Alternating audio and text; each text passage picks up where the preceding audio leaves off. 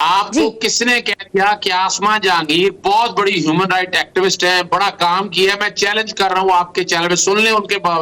एक भी केस दिखा दे मां सिवाय सियासी केसों के अलावा और कोई केस ह्यूमन राइट्स के पब्लिक इंटरेस्ट के हवाले से उन्होंने आज तक किया हो। आप सर्च कर सकती है, नेट पे देख सकती है। उनका एजेंडा बुनियादी तौर पर एक खास एजेंडा था कि जिसके लिए उनकी एनजीओ को फंड मिलते थे, वो माइनॉरिटीज के इश्यू को उठाती थी और वही एक एजेंडा था जिसको अपना मंतकी अंजाम तक पहुंचाने के लिए उन्होंने ठेका लिया था और आजकल भी वही कर रहे हैं। इस कॉन्फ्रेंस का इनकार करके आप हैरान रह जाएंगे कि इनके फंड करने वाले कौन लोग हैं। जिन लोगों ने इनको फंड किया, जो एजेंडा उन्होंने तय करके दिया, उसी एजेंडे के तहत सारे का सारा अगर आप एजेंडा उठाकर देख लें तो ये एक प्री प्लान एक तयशुदा स्ट्रेटेजी थी। उनमें जो लोग गए फिर बाकायदा उनके लिए क्या करना था, क्या तय करना था। अली अहमद कुर्द का क्या ताल्लुक इस सारे मसले से अगर देखा जाए, अब सार आलम का क्या ताल्लुक इस सारे मसले से, हामिद मीर की क्या कंट्रीब्यूशन है कि जो उन सब यानी ऐसी क्या खास चीज है कि सिर्फ आपने एक फिक्र के लोगों को इकट्ठा किया, फिर आपने बाकायदा हॉल के अंदर भी ऐसे लोगों को इकट्ठा किया कि जिनका मकसद ये था कि खास एजेंडा जो है और वो एजेंडा समझने में मुश्किल नहीं है, उसको आप कड़ियों से कड़ियां मिलाएं। बाकायदा इस तरह की बातें अगर अदालतों के हवाले से होनी थी, पिछले साल भी हो सकती है, सेमिनार पिछले साल भी हुआ था, लेकिन इस साल राना शमीम से पहले अगर आप चीजें उठाकर देख लें, नवाज शरीफ की बाहर मुलाकातें देख लें और क्लोजिंग सेशन के अंदर नवाज शरीफ को एब्सकॉन्डर को जो पैमरा के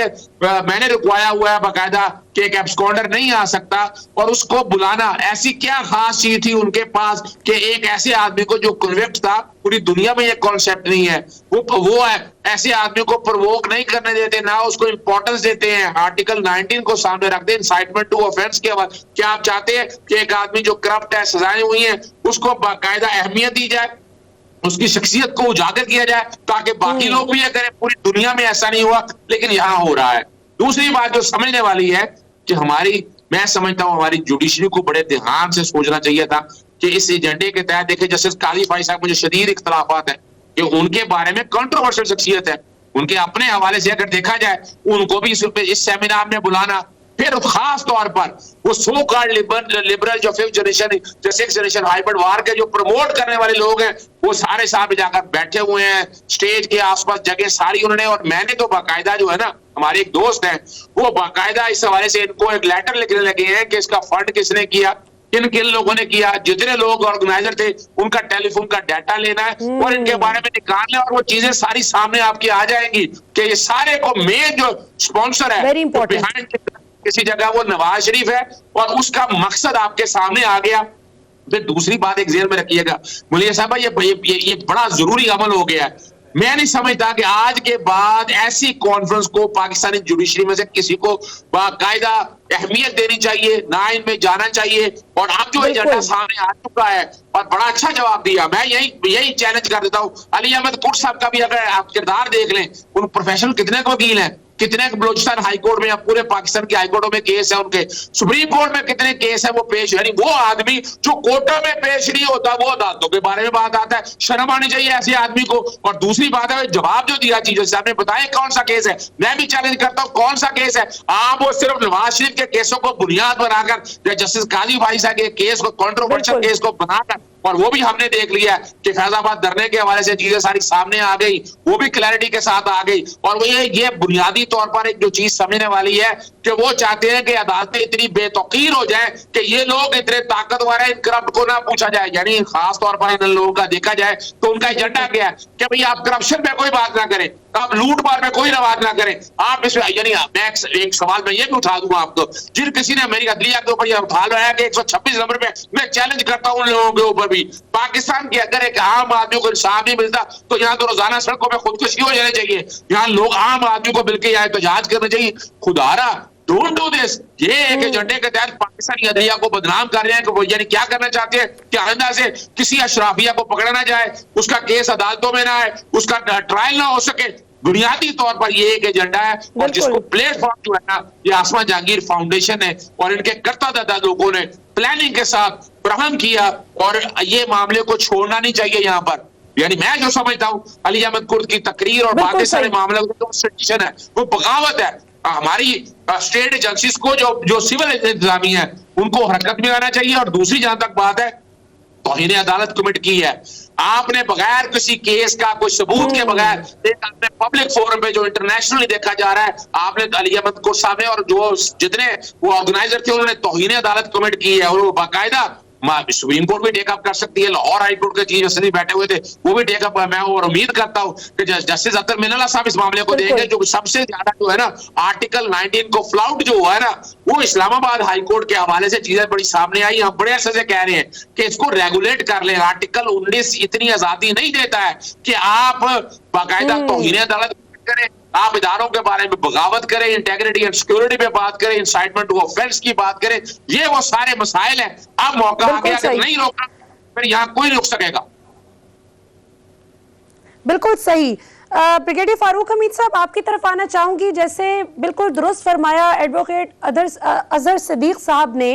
कि आर्टिकल 19 मैंने भी पढ़ रखा है पाकिस्तान के कॉन्स्टिट्यूशन का, वो कैटेगोरिकली स्टेट करता है, और बल्कि अभी मैं 3 दिन ट्रेनिंग करवाती रही हूं तो उसमें 12 इस आर्टिकल का जिक्र आया कि हर शख्स को, हर पाकिस्तानी सिटीजन को भरपूर आज़ादी है कि वो भरपूर तरीके से अपने फ्रीडम ऑफ एक्सप्रेशन के राइट को एक्सरसाइज करे, अपनी बात कहे जो वो कहना चाहता है, लेकिन उसकी बात मजहब के खिलाफ नहीं होनी चाहिए कि मजहब की जानबूझकर वो तौहीन का मुर्तकिब हो, या फिर नेशनल इंटरेस्ट को जानबूझकर हिट करने की कोशिश नहीं करनी चाहिए। सो यहाँ पर जो दूसरा मामला है वो तो बिल्कुल गड़बड़ नजर आता है। और आसमा जहांगीर साहिबा खैर दुनिया से जा चुकी हैं, बिल्कुल सही अजहर सिद्दीक साहब ने उनकी एक रीरन किया कि जो भी उनकी केसेस की डिटेल थी। लेकिन एक बात मैं ऑडियंस को बताती चलूँ इससे पहले कि मैं ब्रिगेडियर साहब की तरफ सवाल लेकर चलूँ। आसमा जहांगीर साहिबा, बहुत से लोग नहीं जानते कि शहबाज शरीफ साहब का जो 56 कंपनीज का केस था, जो 56 कंपनीज की बात की जा रही थी कि इन पर इंक्वायरी होगी, उनमें से कई कंपनीज के केस आसमा जहांगीर साहिबा के पास मौजूद थे। वो वकील थी शहबाज शरीफ साहब की और उन केसेस की तैयारी कर रही थी, और जाहिर है कि जिंदगी का वक्त उनका इतना ही था और वो इंतकाल कर गई। ब्रिगेडियर साहब, पहले तो इस इशू पर आप, I like to know your take, और दूसरा ये कि जिस तरह अजहर सिद्दीक साहब बात कर रहे हैं कि हमें अब इस पर थोड़ा सा इसको टेकअप करने की ज़रूरत है कि इसके स्पॉन्सर्स कौन हैं, ऑर्गेनाइजर्स कौन हैं, उनके किससे ताने बाने मिल रहे हैं, क्योंकि पाकिस्तान की अदालतों को डायरेक्टली ये एक तरह से उनकी इंसल्ट करने वाली बात है कि कॉन्विक्ट हो, एब्सकॉन्डर हो अदालतों का, और आप उसको चीफ गेस्ट के तौर पर मदऊ करें और उस पर मोअज़्ज़ज़ जज साहिबान भी उस कॉन्फ्रेंस का हिस्सा हुई, तो बहुत इंसल्टिंग है। लेट आसमा जहांगीर उनके हवाले से प्लेटफॉर्म तो वही था कॉन्फ्रेंस, लेकिन मैं समझता हूं कि ये हाईजैक हुई है, स्पेशली इस मरतबा with a very pre planned agenda, जिस तरह अजहर सिद्दीक साहब ने जिक्र किया। और मेरी नजर में एजेंडा बड़ा क्लियर था कि अपना हायर जुडिशरी, अदलिया, हमारे मोहतरम जजेस, उनकी तस्दीक हो, और एज यूजुअल जो इन लोगों का वेस्टेड फोर्सेस का इंटरेस्ट है, हमेशा ये एजेंडा है कि पाकिस्तान की मुसल्लह अफवाज और टॉप लीडरशिप उनको भी टारगेट किया जाए। तो ये मेरा ख्याल इनका ड्यूअल एजेंडा था। देखिए, इंपॉर्टेंट चीज ये है कि बिल्कुल कल फ्रीडम ऑफ स्पीच और ये तमाम चीजें तो हुई हैं, ये हमारे आइन में है, लेकिन फ्रीडम ऑफ स्पीच की भी कोई हद होती है। Red lines cannot be crossed when it comes to Pakistan national security, when it comes to the pillars of the state, यानी कि हमारी मोहतरम अदलिया, हायर जुडिशरी, हमारे जजेस, और जारी बात है मुसल्लह अफवाज, मिलिट्री की लीडरशिप। और मेरा ख्याल है यहाँ पे रेड लाइन बड़ी बुरी तरह क्रॉस हुई है। और मैं ये कहूंगा, बेशक हमें अली कुर्द साहब के बारे में मालूम है, उनका माइंडसेट क्या है मिलिट्री एस्टैब्लिशमें के बारे में, वो इतने रिप्यूटेड वकील भी नहीं है जिस तरह के वो पोस्ट करते हैं। मुझे इंटरप्ट ना करें, मुझे बोलने दे काइंडली। तो वजह यह है कि बिल्कुल I agree with Azhar Siddique sahab. Number एक ये कि अगर अली वजीर एक सिटिंग MNA इस वक्त उसके खिलाफ मुसल्लह अफवाज के खिलाफ हेट स्पीचेस पे ट्रीजन ट्रायल हो सकता है और हो रहा है, तो मुझे बताएं कि अली कुर्द साहब जो है वही अपना कोई ऐसी हस्ती तो नहीं है ना, वो भी इस मुल्क के शहरी हैं। उन्होंने कल जो ऑफेंस कमिट किया है, रियासत को चाहिए उनके खिलाफ, पहली बात है कि FIR, ट्रीजन की FIR के केस होना चाहिए, या मोहतरम ऑनरेबल चीफ जस्टिस साहब जिनकी प्रेजेंस में वो तकरीर की गई थी, और उन्होंने जिस तरह टारगेट किया आला अदलिया को, आला अदलिया के वकार को जो है रिडिक्यूल किया गया, जजेस को रिडिक्यूल किया गया, उनके खिलाफ चीफ जस्टिस ऑफ पाकिस्तान को एक्शन लेना चाहिए। और दूसरी इंपॉर्टेंट बात ये देखें, लग तो ये रहा था कि ये आसमा जहांगीर फोरम नहीं है, ये तमाम शरीफ फैमिली के जो हिमायती हैं with in the legal community या दाएं बाएं कुछ मीडिया के लोग, ये वो शरीफ फैमिली की हिमायत में ये एक फोरम जो है उसको इस्तेमाल किया गया, उसको हाईजैक किया गया उनके लिए, जो आज के लिए एजेंडा चल रहा है। हमारे मोहतरम सुप्रीम कोर्ट बार एसोसिएशन के भून साहब, वो भी कल मुझे वहां पे नजर आए। उन्होंने क्या कहा था चंद दिन पहले, उन्होंने कहा था कि अब जब वो प्रेसिडेंट इलेक्ट हुए सुप्रीम कोर्ट बार एसोसिएशन के, कि अब हम जाएंगे सुप्रीम कोर्ट में कि नवाज शरीफ और खास जहांगीर तरीन को भी क्लब कर दिया कि हम उनकी जो ताहियात नाअहली है उसको हम चैलेंज करेंगे। तो देखें, ये सारा एक कोऑर्डिनेटेड एजेंडा है, ये कोऑर्डिनेटेड मूव थी जो इन्होंने कल की। लेकिन मुझे अफसोस इस बात का है कि हमारे ऑनरेबल सिटिंग जजेस, इंक्लूडिंग सिटिंग जजेस of the high court end of course the chief justice साहब, कि उनको आइडिया तो होगा कि ये किस किस्म का फोरम है, इनके इरादे क्या हैं और यहाँ पे किस किस्म की गुफ्तगू हो सकती है। मेरा ख्याल है अगर वो ना जाते तो बेहतर होता और वो इस तहरीक से बच जाते हैं। लेकिन मुझे जी बिल्कुल, लेकिन ब्रिगेडियर साहब बात तो ये है ना कि जी इस हद तक तो कोई भी एक्सपेक्ट नहीं कर रहा था कि इस हद तक वो आगे निकल जाएंगे। और अली अहमद कुर्द साहब से बंदा पूछे कि जिस तरह से उन्होंने बड़ी जोशीली तकरीर करते हुए कहा कि जी वो एक जर्नैल पाकिस्तानी शहरी जो हैं वो नीचे हैं, जर्नैल जो है वो बहुत ऊपर है, अब ये फ़र्क ख़त्म होगा। तो मैं तो हैरान हूँ कि ये जिस तरह जिन सियासी लीडर्स की ग़ुलामी में जिस तरह की ये गुफ्तगू करते हैं और उनकी करप्शन पर कभी सवाल करने की जुर्रत नहीं होती, उनके केसेस उनके खिलाफ पकड़ना तो दूर की बात, उनको कभी क्वेश्चन नहीं करते, तो पाकिस्तान की नई नौजवान नस्ल को ये क्या पैगाम दे रहे हैं? और फिर ये कि वो एक लेफ्टिनेंट से शुरू होता है पाकिस्तान का फौजी, आप तो खुद पाकिस्तान के, जाहिर है कि आप ब्रिगेडियर रिटायर्ड हैं, तो जरा थोड़ा सा अवाम को ये भी बताएं कि एक फौजी जब लेफ्टिनेंट भर्ती होता है तो उसके बाद से जनरल बनने तक का उसका क्या सफर होता है। और ये अदलिया की जो भी उनको शिकायतें हैं कि जी हम 126वें नंबर पर हैं, तो वो अगर आपको नाकिस कारकर्दगी लगती है और उसका मुर्द इल्जाम फौज को ठहराना तो ऐसे ही है कि जैसे कोई शख्स पूरा साल बिजली का बिल अदा ना करे और जब बिजली का कनेक्शन कट जाए जिस दिन तो अपने हमसाई को कोसने लगे। क्या कहेंगे? देखिए जी, बात बड़ी सिंपल है। अगर अदलिया की पोजीशन 126 आउट ऑफ 130 आई है at the international level out of the judiciary compare to other countries, तो इसकी जिम्मेदारी तो मैं समझता हूं हमारे ये जो कल जो लोग बैठे हुए थे लीगल फ्रेटर्निटी के लोग, मैं खास कर बात कर रहा हूं उन वोकला के जो बैठे हुए थे, ये अजहर सिद्दीक साहब, इनकी कैलिबर के और कितने हजारों हमारे माशाल्लाह पाकिस्तान में लॉयर्स हैं, लेकिन कल जो लोग बैठे थे ये कौन लोग थे? इनकी वजह से अदलिया यहां तक पहुंची है। नंबर एक,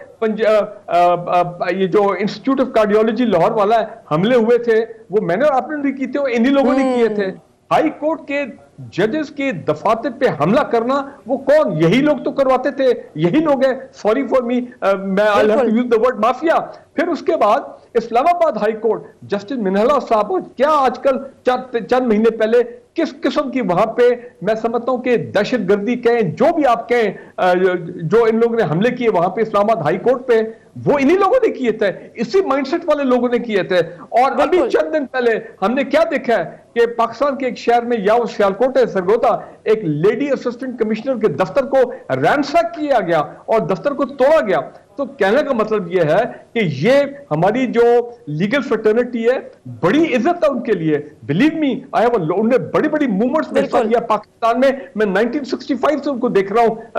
अपना अयूब खान की जो डेमोक्रेसी मूवमेंट्स है। लेकिन चंद लोग हैं जिन्होंने हमारी लीगल फ्रेटर्निटी को बदनाम किया, उसको हाईजैक किया है, और उन्हीं की वजह से हमारे जो जजेस हैं वो भी बदनाम हो रहे हैं। वो केसेस को खराब करते हैं कोर्ट में, और फिर ऐसे केसेस आते हैं जिसमें जनाब जो दहशतगर्द हैं, जिनको सजाए मौत दी हुई है, उन लोगों को जनाब छोड़ दिया जाता है। पिशावर हाई कोर्ट की मैं बात कर रहा हूं। आपका सवाल, यस, लेफ्टिनेंट से जनरल बनने के लिए ये कोई ओवरनाइट नहीं होता। ये 35-40 साल का सफर है, मेहनत का सफर है, हार्डवर्क है, इसमें खून है, पसीना है, इसमें मेरिट है, और you go through different stages of progression. ये और हर पाकिस्तानी जानता है, ऐसे तो नहीं है। तो मेरा कहने का मतलब है, मैं ये कहूंगा, अली कुर्द साहब ने मोहतरम चीफ जस्टिस साहब का मैं शुक्रिया अदा करता हूं। I commend him, I salute the honourable chief justice कि उन्होंने अली कुर्ट साहब की और बाकी ऐसी माइंडसेट वाले लोगों की ठीक ठाक क्लास ली है चीफ जस्टिस साहब ने, और जो उन्होंने कहा बिल्कुल सही है। ये फसाद क्रिएट कर रहे थे, ये इंतशार क्रिएट करना चाहते थे पाकिस्तान में, क्योंकि ये देखते हैं कि और रास्ते बंद हो गए, तो यही एक तरीका है कि पाकिस्तान में हंगामा ही करो, लोगों को इंसाइट करो और लीगल फर्टर्निटी को इंसाइट करो। तो मैं, और दूसरी बात ये है जो मैं लास्ट में पॉइंट करना चाहता हूं, नवाज शरीफ साहब को अगर उनको बुलाया गया था इस तकरीर के लिए, फवाद चौधरी साहब, हैट्स ऑफ टू हिम, आज मैं उनकी ट्वीट सुन रहा था, किसी ने लिखा था कि उनको भी बुलाया गया था, उन्होंने कहा जी मैं नहीं जाऊंगा, कि अगर एक मफरूर मुजरिम को बुलाया जाता है तो ये सबकी तज़हीक है, ये सबकी इंसल्ट है, जुडिशरी की इंसल्ट है, ये हमारे जजेस की इंसल्ट है, ये हमारी लीगल फ्रेटर्निटी की इंसल्ट है। वो लोग जो रूल ऑफ लॉ की बात करते हैं, ये है रूल ऑफ लॉ कि आप एक मफरूर मुजरिम को कहते हैं आप आके बातचीत करें। अभी तुमको, तो मेरे कहने का मतलब यह है कि ये इस पे एक्शन होना चाहिए जिस तरह अजहर साहब ने तजवीज किया है। मैं चीफ जस्टिस ऑफ पाकिस्तान से भी अपील करता हूं कि कल पहला वर्किंग डे है, मेरा ख्याल इस पे एक्शन होना चाहिए और रियासत को घबराना नहीं चाहिए। FIR करें for treason and let the trial take place. बिल्कुल ठीक है, क्योंकि जितनी ढील दी गई उतना ही ज्यादा फिर आइंदा आगे बढ़कर ये पाकिस्तान की रियासत पर मजीद हमले करेंगे। और ये भी नाजरीन, इससे पहले कि हम ब्रेक पर जाएं, ये भी मेंशन करना बहुत जरूरी है कि अभी रिसेंटली जो हमने देखा कि जो बिल्स पास हो गए, इस पर ऑपोजिशन को एक दुख तो अपने तई ये था कि इनको शिकस्त हो गई, जो ये समझ रहे थे कि शायद मिलिट्री और सिविलियन लीडरशिप आपस में एक सिंक्रोनाइज्ड तरीके से नहीं चल रहे, जिसको ये सेम पेज कह कर ताने देते हैं, जो कि बाकी पूरी दुनिया के तमाम ममालिक में फख्र के बायस समझी जाती है ये बात कि अगर हम सेम पेज पर हैं। और अल्लाह का शुक्र है कि पाकिस्तान पहली मर्तबा आप देख रहा है कितने अरसे बाद कि पाकिस्तान की मिलिट्री लीडरशिप, सिविलियन लीडरशिप एक दूसरे को वो मकाम दे रही है जो देना चाहिए। और जाहिर है जब आप करप्शन करेंगे, चोरी करेंगे पाकिस्तान के कौमी खजाने को, तो फिर आप पाकिस्तान की इंटेलिजेंस एजेंसी से ये तो एक्सपेक्ट नहीं कर सकते कि वो आपकी ऑल गुड की रिपोर्ट दे दे। हर कोई तो रॉ का सगा और सजन जंदाल का बेस्ट फ्रेंड नहीं होता ना। यहाँ पर नाज़रीन वक्त तो एक शॉर्ट कमर्शियल ब्रेक का, ब्रेक के बाद वापस आएंगे तो पाकिस्तान के निज़ाम अदल को किस तरह से इम्प्रूव किया जा सकता है, कुछ इस पर भी बात करेंगे, और कुछ इस पर भी कि पाकिस्तान में इस वक्त जो एक गैस का बहरान है, इसके लिए हुकूमत को क्या करना चाहिए। महज जो सहाफ़ी सवाल करें उनको ये कह देना कि जी आप सवाल गलत कर रहे हैं, ये तो किसी चीज़ का हल ना हुआ, आपको तो अवाम के मसाइल को एड्रेस करना है।